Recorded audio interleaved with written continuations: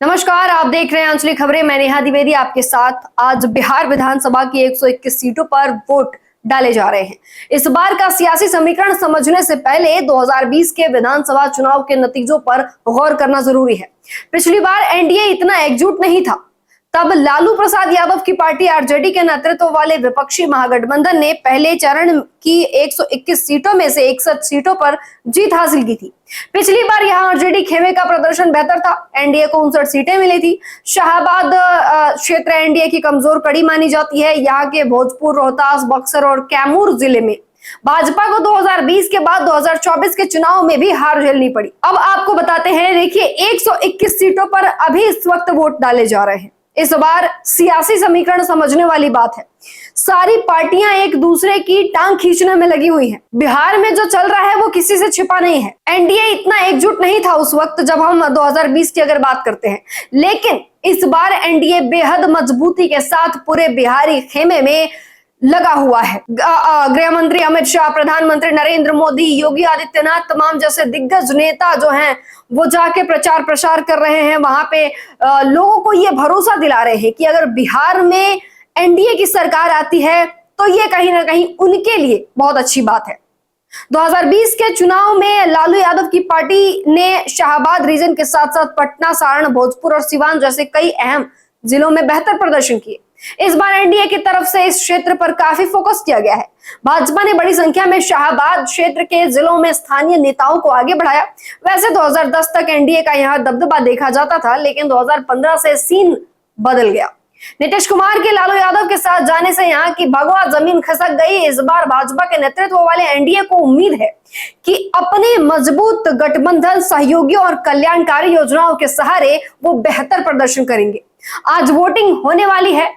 लगातार नजरें बनी हुई है कि किसकी किस्मत ईवीएम में कैद हो जाएगी और कौन सिंहासन पर बैठेगा। 2020 से कितना अलग है 2025 का चुनाव, चलिए नजर डालते हैं। चिराग पासवान की लोक जनशक्ति पार्टी और उपेंद्र कुशवाहा की पार्टी ने पिछली बार अलग अलग चुनाव लड़ा था। इसका फायदा महागठबंधन को बेगूसराय और बक्सर जैसे सीटों पर हुआ था। इस बार पासवान और कुशवाहा दोनों एनडीए में वापस आ चुके हैं। गठबंधन नेता अब ये मान रहे हैं कि उनका सामाजिक गठबंधन काफी मजबूत हो गया है। अब दूसरी तरफ देखिए, एनडीए के नेता सरकार की कल्याणकारी पहलों, खासकर 1.3 करोड़ से ज्यादा महिलाओं को 10,000 रुपए नकद भेजे जाने का जो चमत्कारी असर देखने को मिल रहा है, ये दिखाने की उम्मीद है। कॉन्फिडेंस की बड़ी वजह क्या है, चलिए जानते हैं। 2020 में पटना, भोजपुर, सिवान, बक्सर, सारण और बेगूसराय की 50 सीटों में से महागठबंधन ने 35 सीटें जीती थी। भाकपा माले लिबरेशन ने महागठबंधन की सफलता में महत्वपूर्ण भूमिका निभाई थी। जातिगत आधार पर देखें तो गरीबों के बीच इसका अपना मजबूत आधार है।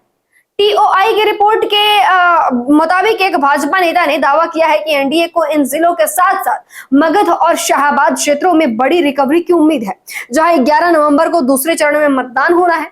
उन्होंने कहा कि अगर गृह मंत्री अमित शाह ने दावा किया है कि एनडीए की सीटें 2020 में 125 सीटों से बढ़कर 160 से ज्यादा होंगी, इस कॉन्फिडेंस की सबसे बड़ी वजह उन क्षेत्रों में प्रदर्शन में सुधार का भरोसा है जहां महागठबंधन को बढ़त मिली थी। अब आपको बताते चलें कि 2020 में पासवान एनडीए से बाहर हो गए थे और उन्होंने गठबंधन के वोट बेस, खास तौर से जेडीयू की सीटों को सीधे तौर पर नुकसान पहुंचाया था। कुशवाहा का समर्थन कम था। दोनों नेताओं की वापसी और भाजपा के भीतर उप मुख्यमंत्री सम्राट चौधरी के उभार ने कुशवाहा समुदाय का मनोबल बढ़ा दिया, जो यादवों को बाद दूसरे बड़े ओबीसी समूह है। यह बिहार की आबादी का लगभग 4.2% का हिस्सा है।